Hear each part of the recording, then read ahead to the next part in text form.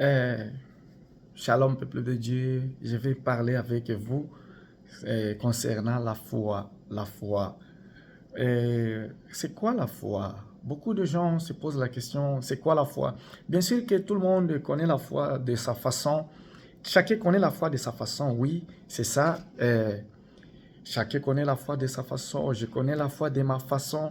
Est-ce que, comme tu connais la foi de ta façon, est-ce que cette foi-là que tu connais de ta façon, ça t'aide vraiment? Est-ce que tu es sûr que ça t'aide? Est-ce que tu es sûr que cette foi-là, ça t'aide? Parce que oui, tu peux parler la foi dans la bouche, mais tu n'as pas la foi. C'est ce que j'ai constaté moi. Beaucoup de gens parlent la foi dans la bouche, mais ils n'ont pas la foi. C'est ça. J'ai constaté ça. Beaucoup de gens, oui. La foi, c'est quoi? La foi. La Bible nous dit quoi? La foi, sa nature, ses effets, ses promesses qu'ils y attachent. Par exemple, je peux dire, donc, la foi, sa nature, ses effets, ses promesses. Est-ce que vraiment tu connais la foi? Hein? Est-ce que tu connais vraiment la foi? Beaucoup de gens parlent la foi, ils parlent la foi, bien sûr que quand tu écoutes ces gens-là parler la foi, tu sens que vraiment cet homme a la foi. Maintenant, devant les obstacles, mais devant maintenant, je peux dire, devant une situation, tu attends que la personne manifeste la foi et tu te demandes, mais c'est elle qui est en train de parler de la foi. Mais quand il y a une situation, parce que oui, on voit une personne de la foi, c'est devant une situation. C'est ça. La personne qui a la foi, on la voit devant une situation. Alors, c'est quoi la foi? Bien aimé, est-ce que tu pratiques la foi ou tu parles la foi? Toi, tu pratiques la foi ou tu parles la foi? Moi, j'aimerais que tu sois la personne qui pratique la foi, tu vois. Parce que la foi demande les œuvres, tu vois. La foi demande la pratique, tu vois. Pas parler, non. Tout le monde parle la foi, même les païens, même les chrétiens parlent la foi. Mais est-ce qu'on pratique cette foi? Est-ce qu'on les met à pratiquer? Est-ce que il y a les effets de cette foi-là? Tu vois les effets de la foi que tu parles dans la bouche? C'est ça. Est-ce que tu vois les effets de cette foi-là? Tu vois, est-ce que tu as les effets? Tu vois les effets? Et la nature de cette foi-là, est-ce que tu vois ça? La promesse. Parce que la promesse, donc, ça, la promesse de la foi, ça marche avec, donc je peux dire, avec, oui, avec sa nature, oui, c'est ça. Je peux dire ça. Ça marche avec sa nature. Oui, Dieu nous a promis la foi. Nous avons la foi, oui. Est-ce que tu as la foi? On peut lire dans Hébreu 11, on parle de la foi. On dit la foi, la foi est une ferme assurance. Quand on dit ferme, donc c'est une chose, je peux dire, c'est quelque chose qui est fermé avec, je peux dire, quand on dit l'assurance, assurance, donc avec une certitude que même si on dit quoi, ça c'est fermé là-bas, c'est fermé vraiment, même si on te parle quoi, c'est déjà fermé là-bas. Personne ne peut la faire sortir, c'est ça. On dit une ferme assurance. Donc, tu as la certitude, si je fais ça, il y aura des effets. Je t'ai parlé des effets. Il y aura des effets, oui. C'est une ferme que, donc, même si on te dit quoi, tu résistes toujours là-bas. Non, je sais que c'est ici, c'est ça. Est-ce qu'on le fait dans notre vie? Est-ce que nous le faisons? Ou quand tu vas à la situation, quand tu vois une situation change, toi aussi tu vas faire quoi? Tu vas changer, c'est ça. Hein? Est-ce que tu es comme ça aussi? Parce que oui, les personnes de la foi, nous savons tous l'histoire de Shadrach, Meshach, Abednego. Nous le savons tous. Devant les faits, ils avaient dit au roi, nous ne peut pas, donc on ne peut pas adorer les statues, tu vois. On ne peut pas adorer les statues de Nebuchadnezzar. Oui, c'était ça. On ne peut pas faire ça vraiment. On ne peut pas l'adorer parce qu'on est grandi, nous savons. Donc, en grandissant comme ça, nous savons que comme nous sommes là, on adore toujours les vrais dieux. Et puis quelqu'un vient te dire, non, tu ne vas pas adorer les vrais dieux. Adorer, par exemple, on t'amène une bouteille, tu commences à adorer une bouteille. Est-ce que tu vas accepter? Et puis on te dit, si tu n'acceptes pas, on va couper ta tête. Bien-aimé, faites attention. Et la personne, quand il parle la foi, et on voit la foi dans lui. Pas la personne, quand il parle la foi, et puis devant la situation, on va voir maintenant comment il va manifester la foi. Mais devant la situation, il n'est pas là. Il est hors de ce qu'il a parlé. Bien-aimé, on est chrétien, tu es chrétien. On est donc, la foi, bien-aimé, ça demande quelqu'un qui est robuste. Ça demande quelqu'un qui a l'honnêteté. Oui, la foi ne cherche pas une personne qui n'est pas honnête. Non, la foi cherche les personnes honnêtes. C'est ça, moi, je te dis la vérité. Si tu es honnête, ne change pas. You have to be honest. Honest, c'est ça la foi. Cherche la personne qui est honnête. Pas une personne qui a l'hypocrisie. Non, la foi ne marche pas avec une personne qui a l'hypocrisie. Non, ça, si tu marches, si la foi, si tu as l'hypocrisie, c'est que la foi, tu vas abîmer la foi dans ta vie. Oui, tu vas abîmer la foi, les effets de la foi dans ta vie. Bien-aimé, je te dis la vérité, je te dis ce que je connais moi. Moi, je te dis ce que je connais. Or, la foi est une ferme assurance des choses qu'on espère, tu vois. D'ailleurs, tu sais que si, bien-aimé, faites attention, ça demande aussi l'expérience. L'expérience de la foi. Les choses qu'on espère, j'espère, si je fais ceci, il y aura les effets. C'est ça la foi. Tu vois. Si je fais ceci, il y aura les effets. Et ce que tu vas faire, est-ce que tu as l'espérance de ce que tu vas faire? Tu as l'expérience de ce que tu vas faire? Tu vois maintenant? Donc la foi, c'est... Donc, il y a, je peux dire... Il y a ce que je peux dire là-bas. Il y a quoi, ce que je peux dire? Parce que la foi demande l'expérience, demande l'honnêteté, tu vois. L'honnêteté et l'expérience. L'expérience et l'honnêteté.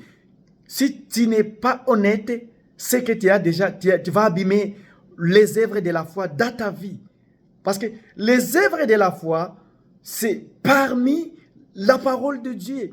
Et la parole de Dieu ne marche pas avec un hypocrite. C'est ça. C'est ça. Donc, bien aimé, soyons les gens, quand tu parles quelque chose, et on voit les effets des choses que tu parles sur ta vie. On veut les voir. Je t'ai parlé, tu te souviens ce que je t'ai parlé? Je t'ai parlé que Dieu nous a créés à son image, à son ressemblance. Donc, Dieu a besoin que cette image-là, nous reflectons aux gens.